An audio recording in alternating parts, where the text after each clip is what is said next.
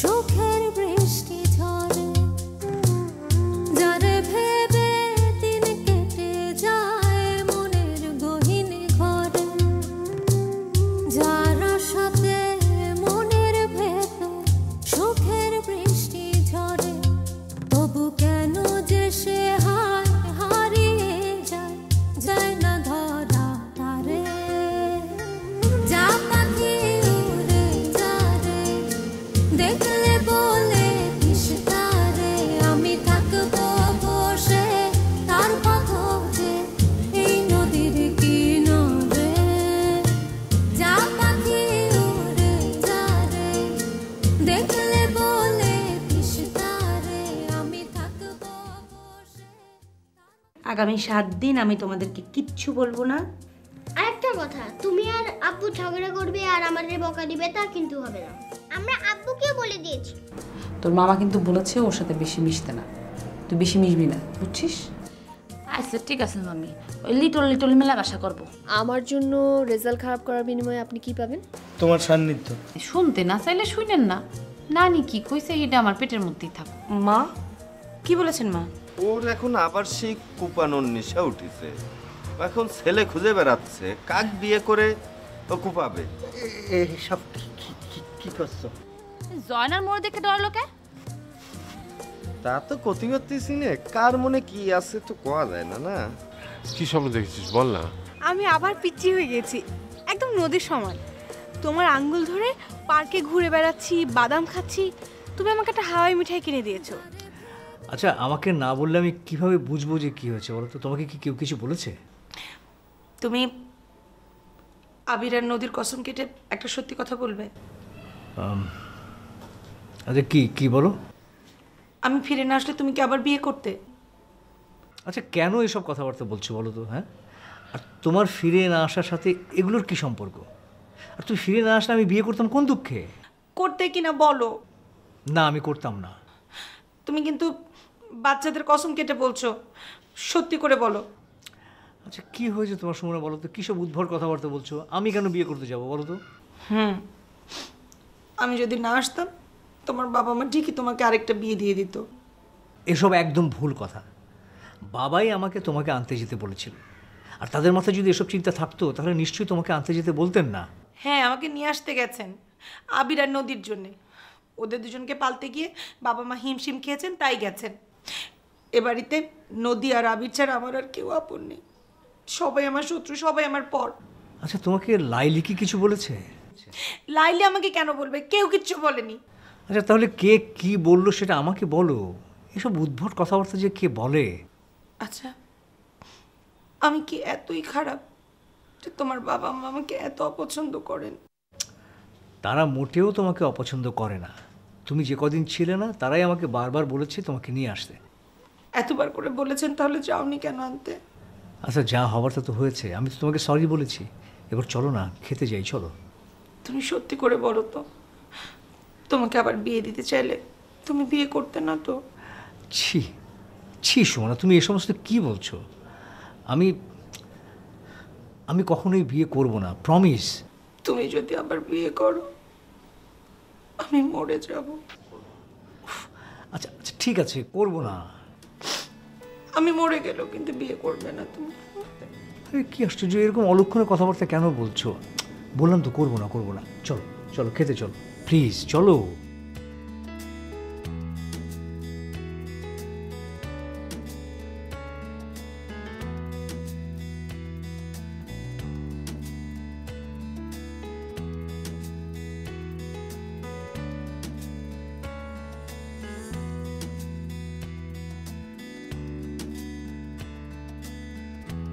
কেমন আছেন আপনি? জি আপা ভালো আছি, আপনি কেমন আছেন? আমি ভালো আছি। খালাম্মার শরীর এখন কেমন? জি আপা খালাম্মা এখন বেশ ভালোই আছে। আপনার ভাইয়া কোথায়? ভাইজান তো বাসায় আপা। বাসে কি করছে? কোথাও আজকে যায়নি? না আপা, সেই সকালবেলা ঘুম থেকে উঠছে, এরপর কোনো হানে যায় নাই। সারাদিন বাসায় কি করেছে আপনাকে কিছু বলেনি? না আপা, আমারও তো কিছুই কয় নাই। এই গত 2-3 দিন ধইরা কোথাও যায় নাই, কারোর সাথে কোনো কথাও নাই, ঘরের দরজা বন্ধ কইরা বইয়া রয়েছে। খালাম্মার সাথেও কথা বলছে না? না আপা, খালাম্মা তো ভাইজানের এসব দেখতে দেখতে একেবারে অভ্যস্ত হয়ে গেছে গা। আচ্ছা ঠিক আছে, আমি এখন রাখছি। আপা, ভাইজানরে কিছু কইতে হইব? না না, কিছু বলার দরকার নেই, আর আমি যে ফোন করেছি সেটাও বলার দরকার নেই। জি আপা, রাখি আপা। আসসালামু আলাইকুম আপা।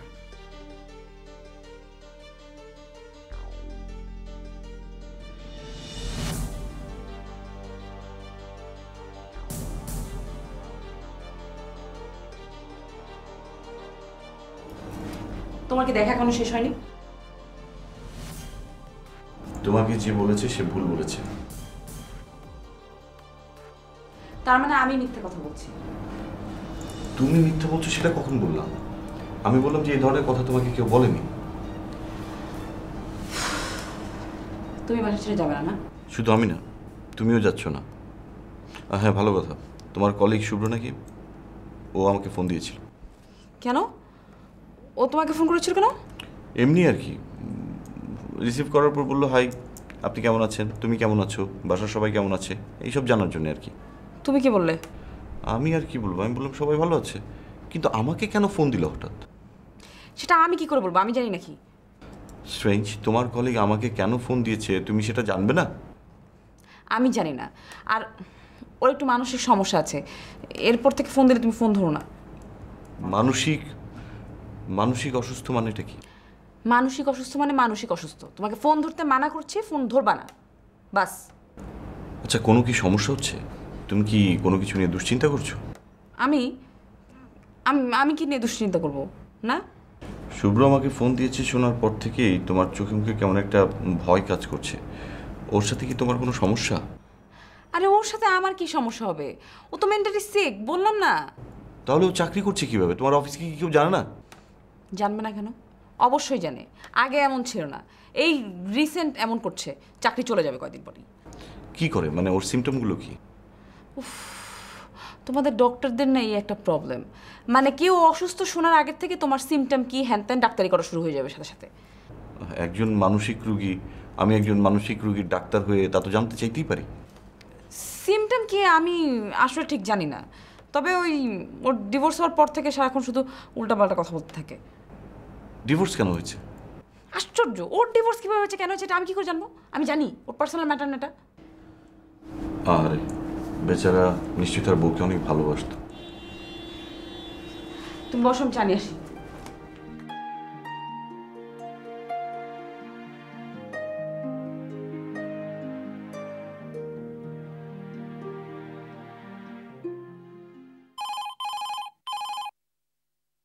হ্যালো, আসসালামু আলাইকুম। হ্যালো, আমি দোলা বলছি। জি আপা, বলেন। আচ্ছা, আপনার ভাইজান কি করছে? সে কি এখনো রুম থেকে বের হয়েছে? যে না আপা, ভাইজান তো এখনো রুমেই আছে। আশ্চর্য, এটা কেমন কথা? একটা লোক সারাদিন দরজা বন্ধ করে রুমের ভিতর বসে আছে, আর আপনারা কেউ কোনো খোঁজ নিচ্ছেন না তার কখন কি লাগবে, সে কি করছে। আপনারা কেউ কি এটা জানার কোনো প্রয়োজন মনে করছেন না? আপা, ভাইজান তো এমনই, তার খাওয়া দাওয়ার কোনো ঠিক ঠিকানা নাই। তার যখন যা প্রয়োজন হয় আমারে ডাকে, আমি তো সারাক্ষণ তার আশেপাশেই থাকি। আচ্ছা ঠিক আছে, আপনি ওনাকে একটু ডেকে দিন। যে আপা, আমি ভাইজানে ডাকতেছি। তো আপা, আমার মনে হয় ভাইজান দরজা খুলবো না। যদি দরজা না খুলতে চায় তাহলে ওনাকে বলবেন আমি ফোন করেছি, আমার খুব জরুরি কথা আছে তার সাথে। যে আপা, আমি ভাইজান রে ডাকিয়ে দিতেছি, আপনি একটু ধরেন।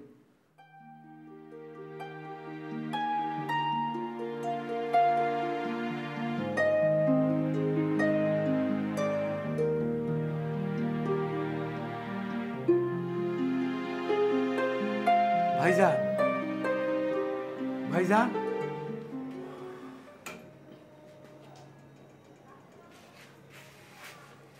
কিছু খান নাই সারাদিন, আর সারাদিন ওই ঘরের দরজা বন্ধ করে বসেছিলেন। আমি কি তাহলে? তুমি এখানে কেন এসেছো? আমি তোমাকে ডেকেছি। না ভাইজান, ওই একটা টেলিফোন আছে তাই খবর দিতে আইলাম।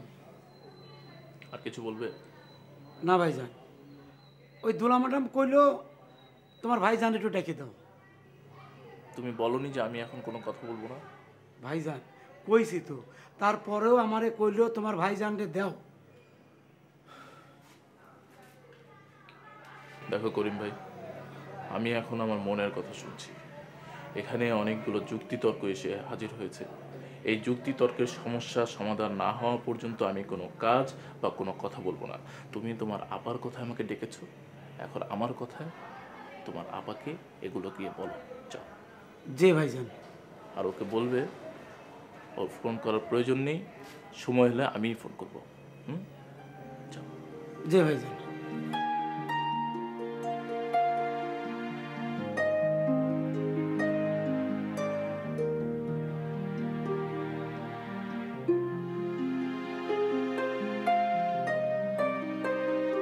হ্যালো। উনি কি আসতে রাজি হলেন না? যে না আবা। আপনি কি তাকে বলেছিলেন আমার কথা? কইছি আবা। কি বললো? কথা বলবে না? না আবা, ভাইজান কইল সে নাকি তার মনের লগে কথা কইতেছে। ওই যে কিসের নাকি যুক্তি তর্কের ব্যাপারে সমাধান না হওয়া পর্যন্ত সে কারোর সাথে কথা কইব না। এইগুলো আপনারে কইতে কইল, আরও কইল তার যখন সময় হবে সে তখন আপনার সাথে যোগাযোগ করব। আচ্ছা ঠিক আছে, আমি এখন রাখছি। জি আপা, সালাম আলাইকুম।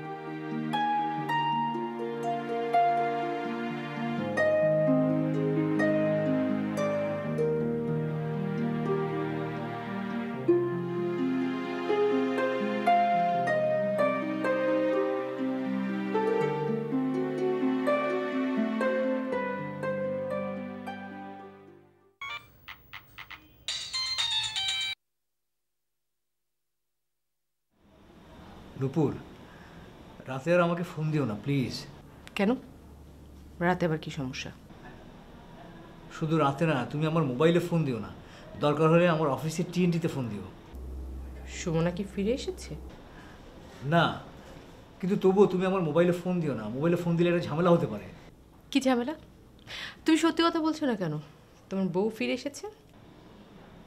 হ্যাঁ এসেছে, সুমনা ফিরে এসেছে। সুতরাং তুমি আর আমার মোবাইলে ফোন দিও না, বুঝতে পেরেছো? না, আমি বুঝতে পারিনি। আমি কল করবই। আচ্ছা ঠিক আছে, আমি আমার নাম্বারটা বদলে ফেলবো।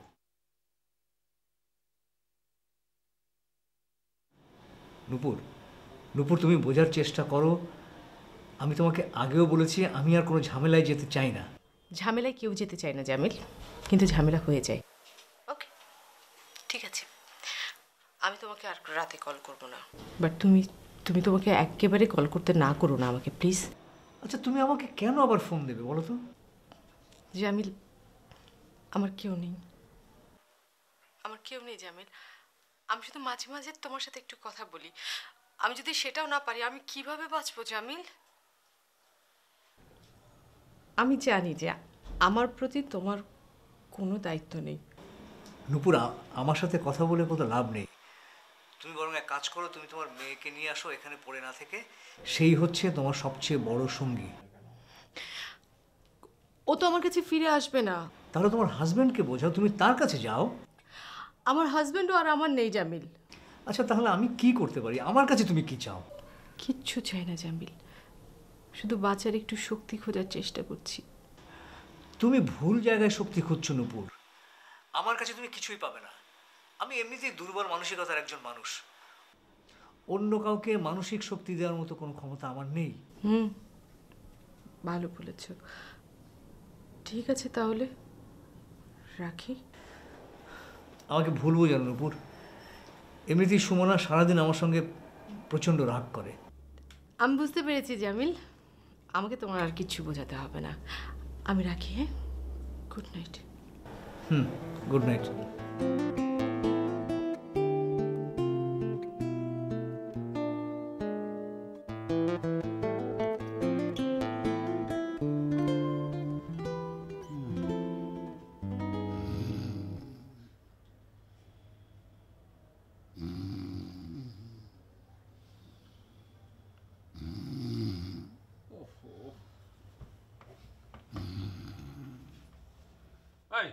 হ্যাঁ কি শুরু করেছিস?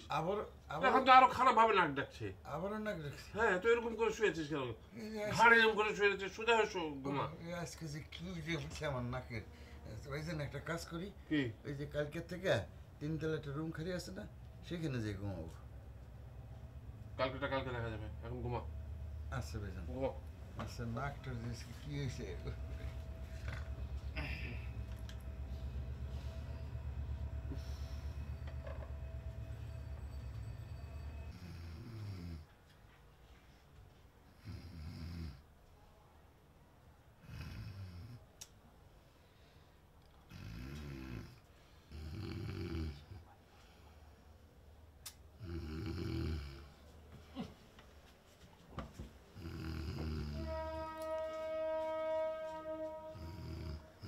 কি হয়েছে? কি এর বিচ্ছিরি ভাবে নাক দিয়ে ঘুমোচ্ছিস? আমি তো ঘুমোতে পারছি না। ও আপনার ডিস্টার্ব হইতেছে? হ্যাঁ ঘুমান আর তুই এরকম করে চিত হয়ে শুয়ে ঘুমাচ্ছিস কেন? ভালো করে শুয়ে ঘুমা। ঠিক আছে তোর নাক ডাকা চলতে আমি ঘুমোতে পারছি না। ঠিক আছে ভাই, ঘুমান ভালো ঘুমা। আচ্ছা ঘুমান।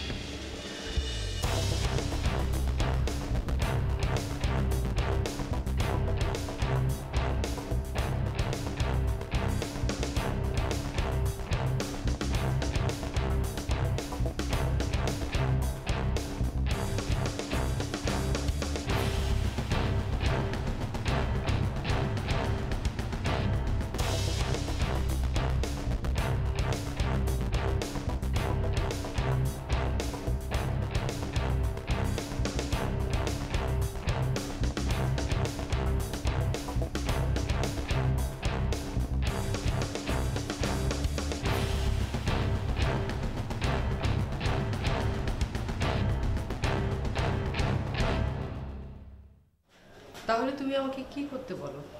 বলো, আমি তাই করব। আমি যে বুঝতে পারছি না তোমার আসলে কি করা উচিত। সত্যি কথা বলতে কি, তোমার জন্য সত্যি আমার খুব মায়া হয়। মিথ্যে কথা বলো না। আমার জন্য মায়া তো দূরের কথা, তোমার একটুও করুণাও হয় না। এভাবে বলো না। আমি কি করতে পারি? আমি বুঝতে পারছি তোমার অবস্থা। তুমি একেবারেই বুঝতে পারছো না জামিল।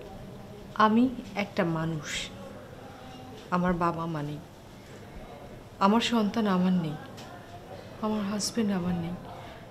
এত বড় পৃথিবীতে আমি একা একটা মানুষ, আমি একা মানুষ জামিল। তোমার হাজবেন্ডের সঙ্গে তোমার কি হয়েছিল? জানি না, ওই প্রথমে আমাকে খুব ভালোবাসতো, আমি পাত্তা দিতাম না। তারপর একটা সময় দেখলাম যে আমার প্রতি ওর ভালোবাসাটা খুবই বেড়ে যেতে থাকলো। তখন আসলে রাজি না হয়ে আর পারিনি। ও, তাহলে তোমাকে ছেড়ে চলে গেল যে? আমাকে বিয়ে করলো, আমাদের একটা মেয়ে হলো। তারপর ধীরে ধীরে কেমন যেন পাল্টে যেতে থাকলো। একসময় দেখলাম একেবারেই পাল্টে গেছে। ও একটা বিজনেসের কাজে ইউকেতে গিয়েছিল, ওখানে প্রায় 1 মাস ছিল। ওখানেই এক মেয়ের সাথে ওর পরিচয় হয়। তারপর দুজনের সম্পর্ক তৈরি হলো। একসময় আমাকে ফেলে রেখে চলে গেল ইউকেতে। আচ্ছা, ও চলে যাওয়ার পর তুমি কিভাবে থাকলে? ও যাওয়ার পর আমি একদম একা হয়ে গিয়েছিলাম। কিন্তু তখন তো আমার মেয়ে ছিল। কিন্তু মেয়ে যখন চলে গেল তখন না আমি আর কিছুতেই থাকতে পারছিলাম না, আমার দম আটকে আসছিল যে আমি। হাজবেন্ডের কোনো খোঁজ জানো না তুমি? তোমার কোনো যোগাযোগ নেই? না, যোগাযোগ নেই, তবে ফেসবুকে যোগাযোগ হয়। মাঝে মধ্যে তাদের স্বামী স্ত্রীর ছবি আপলোড করে, দেখি ভালোই আছে ওরা দুজন। আচ্ছা বাদ দাও, এখন তাহলে কি করবে তুমি? আমি তো তোমাকে তাই বললাম, আমি কি করব তুমি বলো, আমি এখন কি করব? তুমি একটা কাজ করো, মানে এখানে কাউকে বিয়ে করে এখানে থেকে যাও। আবার বিয়ে? মানুষ কি দ্বিতীয়বার বিয়ে করতে পারে না? তোমার হাজবেন্ড যদি আরেকটা বিয়ে করতে পারে তাহলে তুমি কেন পারবে না? তুমি চাইলে আমি তোমার জন্য একটা ছেলে দেখতে পারি। একটা ছেলে যদি রাজি হয় আমিও রাজি। সাহেব চল পালাই। মানে কি? পালাই চল সাহেব, অনেক দূরে কোথাও চলে যাব আমরা। তো আমাকে ফোন দিতে হবে কেন? আমাকে ফোন দেওয়া লাগবে না আপনার। তোমাকে ফোন না দিয়ে আমি কি থাকতে পারবো বলো? তুমি ভালো আছো না খারাপ আছো সেটা না জানতে পারলে তো আমার অস্থির লাগবে, টেনশন হবে না? আমি ভালো আছি কিনা আপনি জানতে চান? আমি ভালো আছি না? আমি একদম ভালো নেই, আমি একদম ভালো থাকতে পারছি না, এবং সেটা শুধুমাত্র আপনার কারণে। আপনি আমার লাইফ হেল করে দিচ্ছেন।